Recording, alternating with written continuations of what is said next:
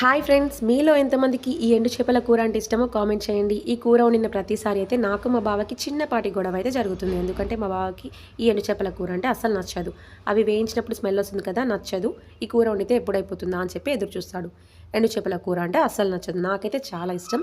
అందుకే అమ్మ వచ్చిన ప్రతిసారి ప్రత్యేకంగా చేయించుకొని మరి తింటాను.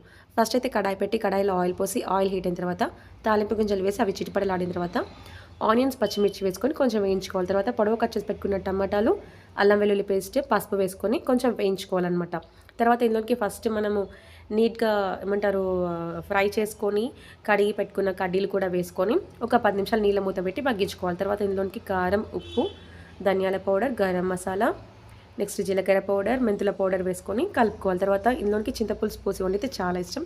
నాకు చింతపులుసు పోసి వండితే చాలా ఇష్టం. మీరు కూడా ఒకసారి ట్రై చేయండి. తర్వాత కొత్తిమీర వేసుకొని ఒక 10 నిమిషాలు మంచిగా ఉడికించుకోవాలి.